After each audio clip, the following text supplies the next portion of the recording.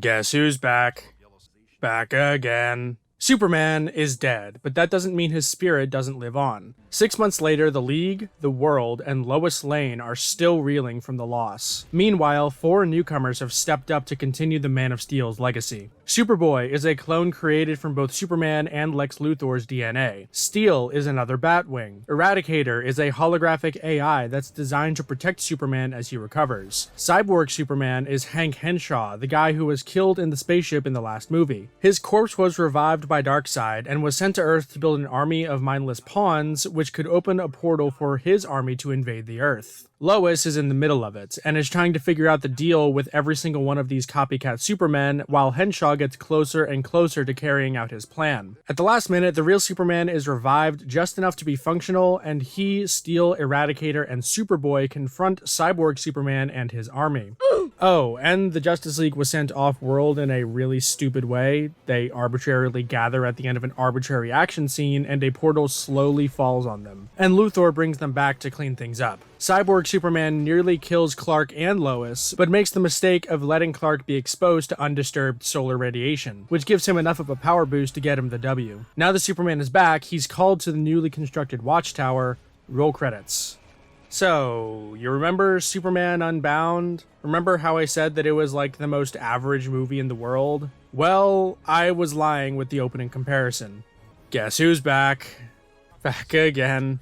Yeah, so Reign of the Supermen is extremely okay. It's maybe the most aggressively okay movie of the New 52, which actually makes it like the 3rd or 4th best, depending on if you're counting Flashpoint Paradox. A lot of the movie's flaws are similar to the other ones in the New 52 movies. It's an ensemble piece, so I don't learn about any of the characters. The difference between this and something like War or Bad Blood is that the movie is consistent, and that despite my knowing next to nothing about anyone, the baseline personalities are easily identifiable and relatively likable, I guess. Lois Lane is doing her snarky Snoop routine, which is always fun. Superboy is enjoyably childish and full of himself, and I guess the Justice League have like one good scene, maybe?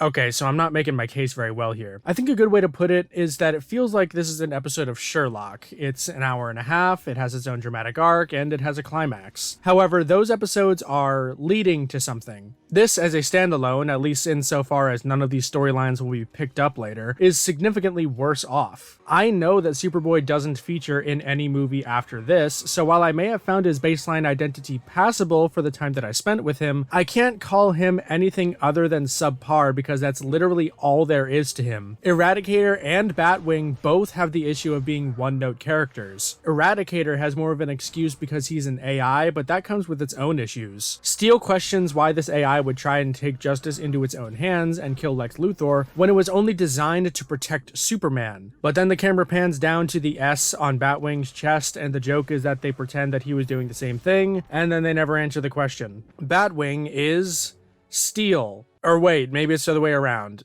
Yeah, so I don't know what this series' problem is with black superheroes, but they can't get them right. It's like they're afraid of delving into any of the black stereotypes, so instead of risking that with any kind of character, they make these guys the most, pardon the irony, white bread, cardboard cutout people that they possibly can. Well, at least Young Justice has some good black superheroes to root for, so there's always that. Cyborg Superman is alright, I guess. He's just kind of crazy, and his connection to Darkseid is so nebulous and superfluous that it's hard to care. Like, he's the one that closes the boom tube before Darkseid can invade, all because he has a massive hate boner for Superman, because God forbid he couldn't save every single person in the world. To me, he, along with Lois Lane, represents my biggest issue with this movie: the wasted opportunity. Sticking with Henshaw, his story, if centered on properly, could give us a fascinating examination of the Superman character, and the guilt he has to endure at losing people even despite his godlike powers. Henshaw just had bad luck that Superman couldn't save him, or didn't save him more like. We could have had some drama with Clark trying to reason with him, trying to make him understand that despite his powers, he's only human, and that he makes mistakes. It would have also been a cool commentary on idol culture and how similar the worship of superheroes is to real-world obsession with celebrities, and how it consumes some people in a very negative and unhealthy way, because the idolization and reliance on the Man of Steel is as much a cause of Henshaw's turn to villainy as Darkseid was. On Lois, this movie had the opportunity to show us a poignant story on grief and how people can learn to cope with the loss of loved ones. As is, we get Lois's introductory scene, and then the rest of the time she's her usual sleuthy self. Yeah, despite how common the death of a parent or partner is, it's rarely ever focused on for any considerable length of time, and it's usually just an excuse to temporarily shake up the status quo, especially in comics. For meditation on that concept, I turned to Grimgar, Fantasy, and Ash, but I digress. Reign of the Supermen didn't do anything with either concept. Above all, however, the thing that this movie lacks is heart. Nothing is given time to breathe, no reunion or emotion in general is given the proper weight to make us care about anything. It feels eerily like they were checking off boxes as they wrote these scenes. Superboy looks kinda sad when he finds out Luthor is his human donor, but then the scene moves on and nothing comes of it. The League are portaled off-world in the dumbest way possible. Oh well, I guess. Cyborg Superman will buy the Earth a new league made of other cyborgs under his control.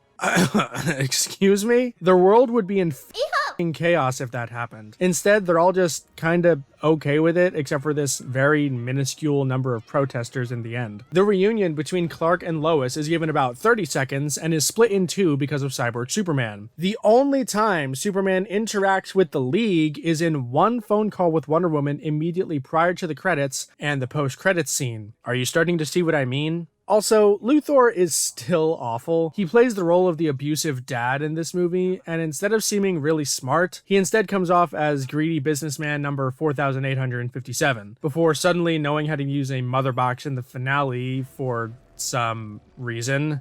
Whatever.